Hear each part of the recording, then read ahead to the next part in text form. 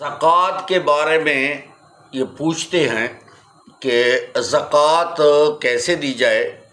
اور ان کو پتہ ہی نہیں چلتا، تو اس کے بارے میں عرض یہ ہے کہ جو صاحب نصاب ہیں،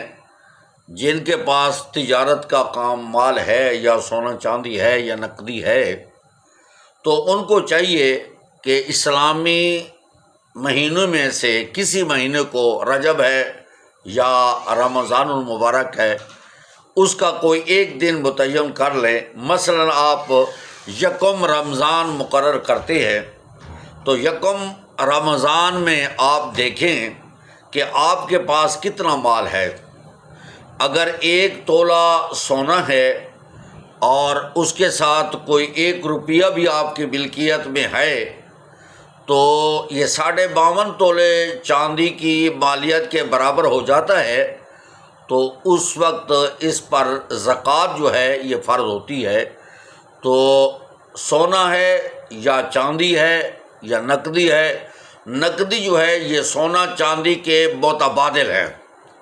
اس لیے اگر سونے کے ساتھ 1 روپیہ نقدی ہے تب بھی زکوٰۃ آ جائے گی، چاندی کے ساتھ نقدی ہے تب بھی زکوٰۃ آ جائے گی۔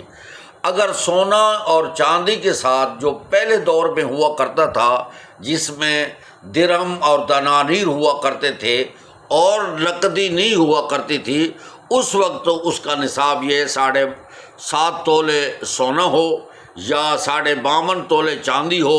ان کی جو ہے دونوں کی اس وقت مالیت تقریباً 19-20 برابر ہوتی تھی ان کی مالیت۔ اب جو ہے سونے کی قیمت بہت آگے چلی گئی ہے، چاندی پیچھے رہ گئی ہے، تو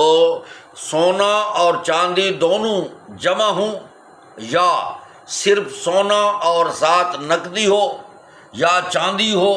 تو ان پر زکوٰۃ آ جائے گی اس صورت میں جب 52.5 تولے مالیت کی ہو جائے، یعنی اتنا سونا ہو کہ 52.5 تولے چاندی خریدی جا سکتی ہے، تو اس پر زکوٰۃ فرض ہو جاتی ہے اور اس زکوٰۃ دینے پڑے۔ تو زکوٰۃ دینے کا طریقہ یہ ہے کہ یکم فرض کرو رمضان کو آپ نے مقرر کیا ہے، آپ کے پاس نقدی کتنی ہے اور آپ کے پاس سونا کتنا ہے، آپ کے پاس چاندی کتنی ہے، اس تمام کی جو ہے آپ اس کی قیمت لگائیں۔ اب دیکھیں کہ آپ نے کسی سے قرضہ لینا ہے کہ نہیں۔ اگر قرضہ لینا ہے تو اس کو جمع کریں، اور اگر قرضہ دینا ہے تو جمع کے بعد اس کو منفی کریں، لیکن وہ قرضہ جو آپ نے وصول کر کے اس کو خرچ کر لیا ہو۔ اگر آپ نے کوئی پلاٹ لیا ہے اور پلاٹ لینے میں جو ہے وہ آپ نے کوئی قسطیں جمع کرائی ہیں، باقی اگر آپ نے قرضہ دینا تو یہ قرضہ نہیں نکالا جائے گا، کیونکہ یہ پلاٹ، یہ چیز تمہارے پاس موجود ہے۔ وہ قرضہ نکالا جائے گا جس قرض کو تم نے خرچ کر لیا ہے۔ وہ نکالنے کے بعد وہ 2.5%، یعنی 1 لاکھ پر 2,500 روپے جو ہے آپ زکوٰۃ ادا کریں گے، اور یہ غربا کا حق ہے۔ اس میں آپ اس کو بھی نہیں دے سکتے جو آپ سے پیدا ہوا ہے، یعنی اولاد، بیٹے، پوتے، پوتیاں، یہ، اور اس کو بھی نہیں دے سکتے جس سے آپ پیدا ہوئے ہیں، باپ، دادا، نانی، نانا وغیرہ، ان کو بھی نہیں دے سکتے۔ ان کو 39 حصوں میں دے، 40واں حصہ جو ہے یہ غریبوں کے لیے ہے۔